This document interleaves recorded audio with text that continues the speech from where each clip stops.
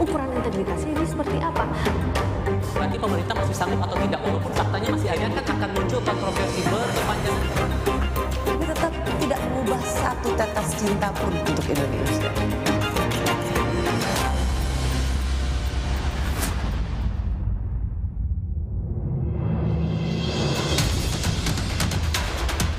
Kami menuntut kepada negara dalam hal ini Badan Gizi Nasional untuk stop sebentar saja. Saya tidak mau NKRI dilecehkan. Saya tidak mau bahwa pemerintah Republik Indonesia tidak dihormati, dicuri. Saya tidak mau uang rakyat dicuri. Dan tidak ada pengecualian.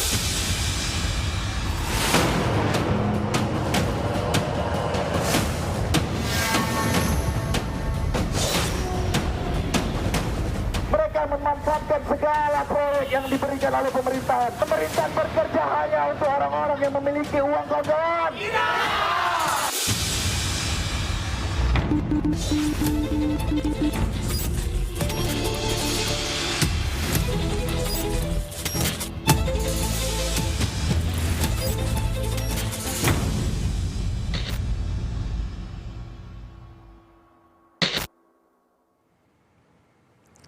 Selamat malam, program Rosi kembali hadir ke hadapan Anda sebagai ruang opini sumber informasi bersama saya Rusiana Silalahi. Seruan aksi turun ke jalan makin nyaring terdengar. Mahasiswa menilai pemerintahan Prabowo telah salah menerapkan kebijakan yang membuat rakyat makin susah. Bagaimana menanggapi seruan ini? Saya mengundang dua aktivis. Aktivis 98 yang sekarang ada di pemerintahan Presiden Prabowo, yaitu Fahri Hamzah dan Ferry Amsari, aktivis pro-demokrasi yang masih di luar pemerintahan. Dua aktivis sudah di dalam, masih di luar. Selamat malam, Bung Fahri, Bung Ferry. Malam, Mbak. Sebagai aktivis 98, seruan untuk turun ke jalan makin nyaring terdengar dan besok pada tanggal 12 Juni, hari Jumat besok, akan ada aksi turun ke jalan BEM UI, adik-adik Anda, itu menyerukan satu yang cukup tegas, yaitu tentang kehidupan bangsa yang makin susah. Apa sebagai yang awal, apa seruan Anda juga bagi mahasiswa yang akan turun ke jalan besok? Ya, pertama kita mengerti hak-hak kita di dalam demokrasi kita, dan unjuk rasa adalah di antara hak dasar dari warga negara Indonesia.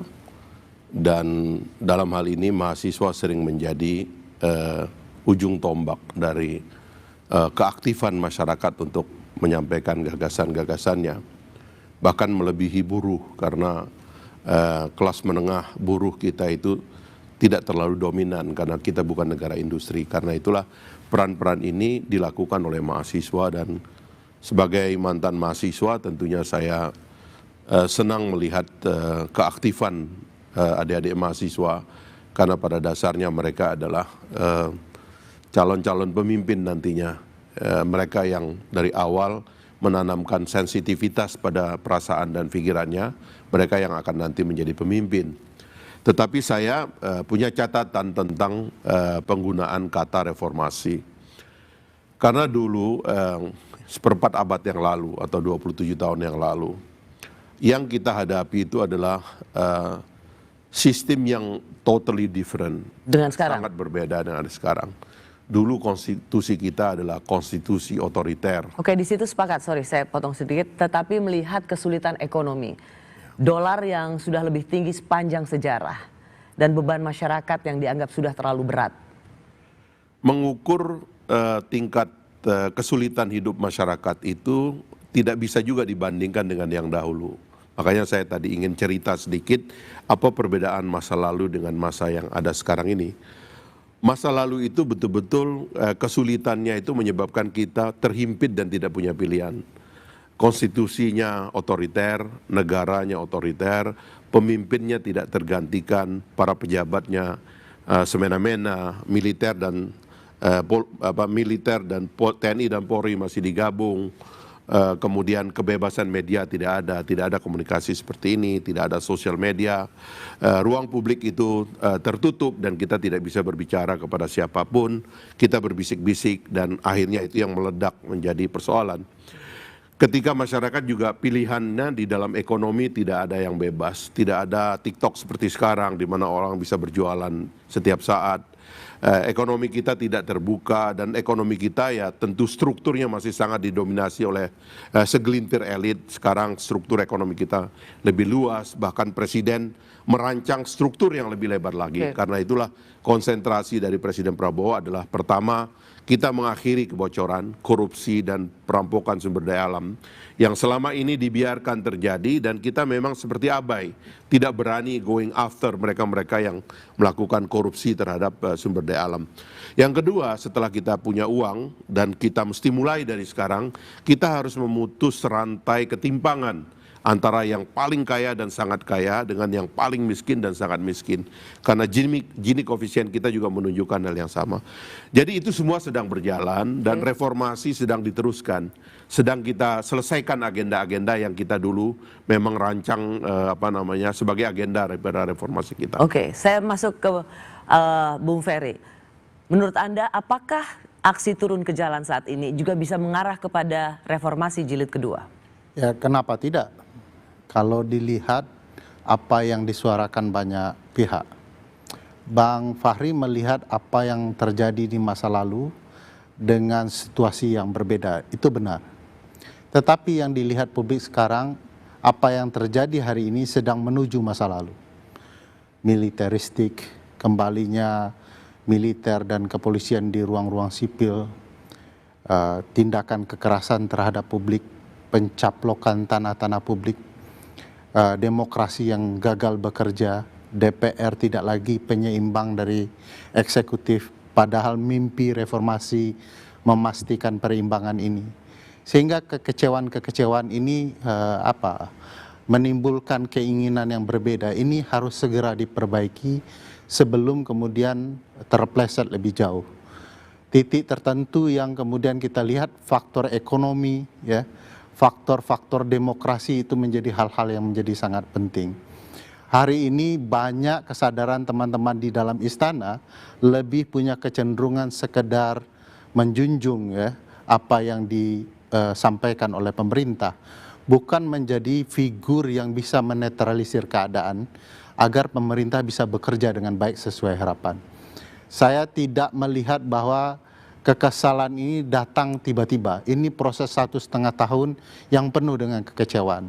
Tentu bukan sekedar karena faktor pidato presiden yang tidak bisa menambah 10 tambah 6 ya. Tetapi lebih dari itu juga soal kebijakan-kebijakan.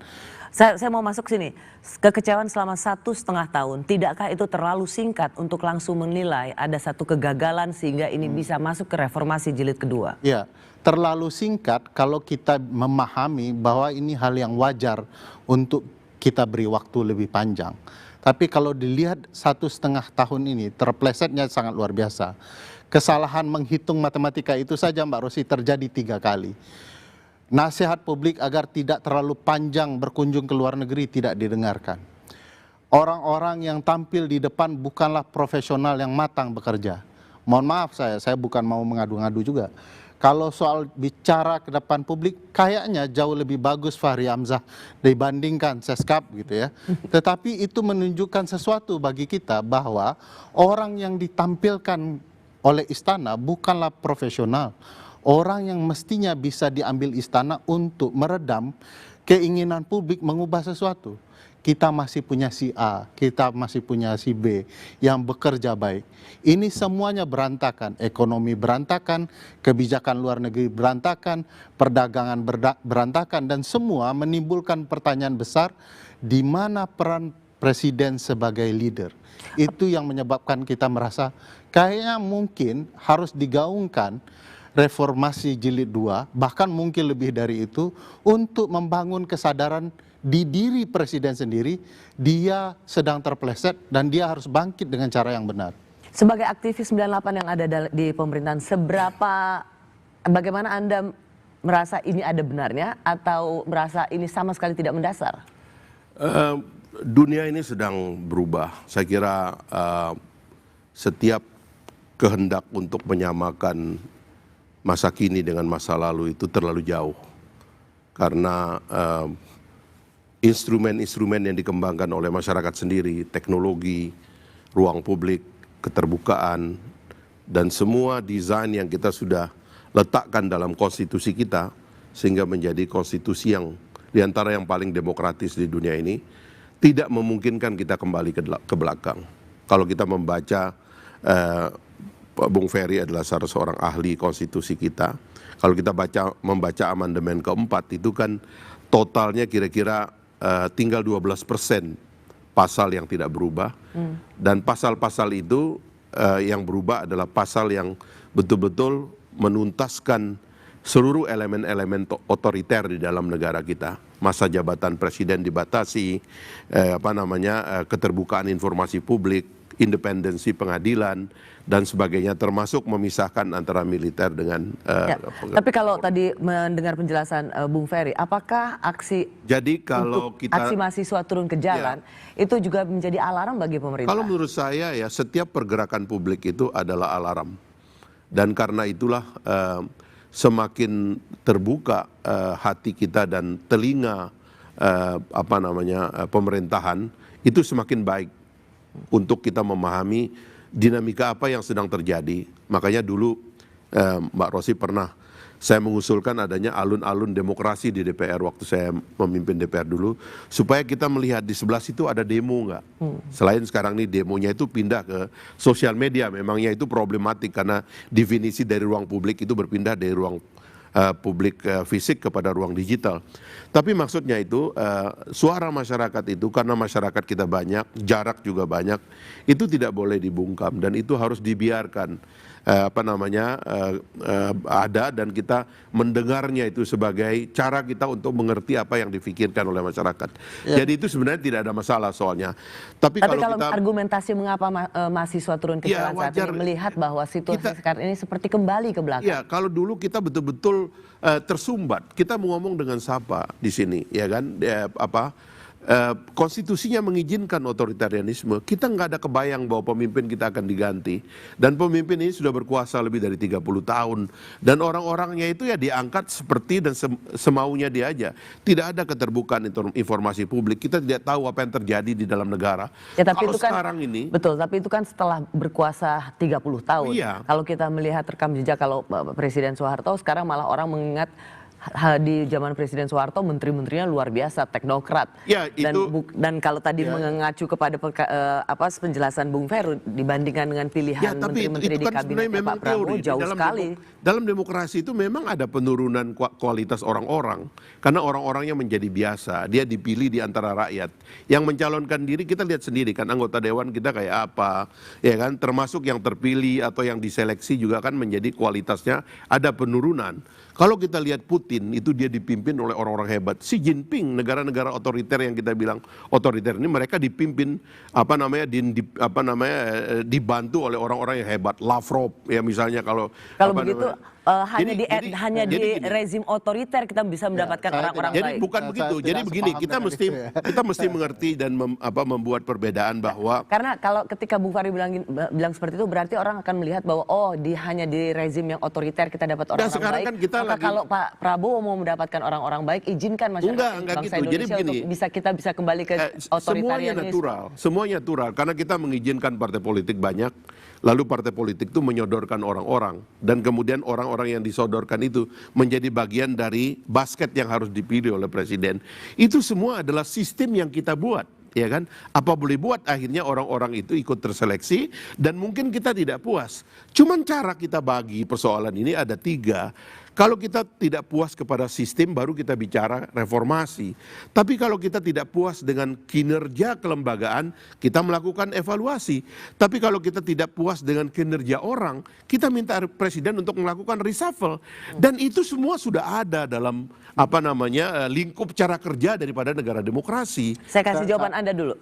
Saya merasa Bang Fahri salah memahami gerakan besok dan seterusnya soal apa yang dilakukan pemerintah. Bagaimana bisa salah memahami, kan aktivis? Karena beliau meletakkan pandangannya dari sisi romantisme di masa lalu. Memang judulnya terkesan akan membangkitkan cerita masa lalu, tapi ini gerakan kekinian para pemuda ini. Mereka melihat beda, Mbak Rosi. Bang Fahri kalau menariknya ke 98 itu salah. Apa bedanya? Yang harus ditarik adalah peristiwa Nepal. Beberapa negara di Asia, beberapa negara di Eropa yang mempertanyakan pemerintahannya. Dengan internet yang beliau ceritakan belakangan, kita mengetahui sumber informasi kekesalan yang sama juga terjadi di pemuda-pemuda kita. Dan pemuda kita Saya saat ngerti ini, maksudnya Bung Ferry. Jadi jangan melihat aksi demonstrasi ini yang kemudian loh semuanya kalau dulu di Orde Baru itu karena semua tersumbat. Sekarang kan nggak tersumbat. Jadi harusnya jangan samakan dengan ada aksi faktor, reformasi. betul. Karena seperti di Nepal itu karena bagaimana melihat pejabat yang hidup berfoya-foya sementara masyarakatnya makin susah. Betul. Jadi hanya karena melihat ketimpangan yang kemudian dipertontonkan secara serampangan dan itu memunculkan ketidakadilan, itu pun bisa memantik salah satu aksi faktornya mahasiswa. soal ketimpangan, kekesalan misalnya terhadap MBG, bahwa MBG sudah diprediksi ini akan menimbulkan penyakit korupsi, tidak tepat sasaran, meminta pemerintah melakukan piloting terlebih dahulu, sabar dengan membentuk mekanisme yang tepat, misalnya melalui undang-undang. Peringatannya sudah panjang. Begitu terjadi korupsinya, begitu terjadi keracunannya, orang sudah menumpuk kekesalan itu menjadi sangat tinggi. Dan besok mungkin jadi salah satu puncak awal dari berbagai kekesalan-kekesalan yang ada. Mereka juga kesal dengan respon-respon para menteri terkait dengan dolar yang kian tinggi, rupiah yang kian anjlok, direspon seolah-olah tidak ada masalah. Dan itu bukan tabiat leadership. Leadership itu harusnya dengan penuh kesadaran memahami perasaan orang. Dan itu tidak terjadi di dalam pemerintahan Pak Presiden Prabowo. Orang sedang kesusahan masih saja berkunjung ke luar negeri. Saya berani bertaruh dengan Bang Pari walaupun tidak boleh secara agama bahwa kunjungan ke Rusia besok akan singgah juga ke Prancis. Dan itu bagi saya sangat menakutkan. Kalau kesadaran teguran orang tidak diterima oleh pemimpin dan pemimpin melupakan teguran itu, ya tentu saja akan ada protes-protes yang merupakan bagian dasar dari ruang demokrasi itu. Kami lanjutkan lagi di babak berikutnya. Sesaat lagi. Tidak mengubah satu tetes cinta pun untuk Indonesia. Kami menuntut kepada negara untuk stop sebentar saja semua pengadaan badan gizi nasional. Saya tidak mau NKRI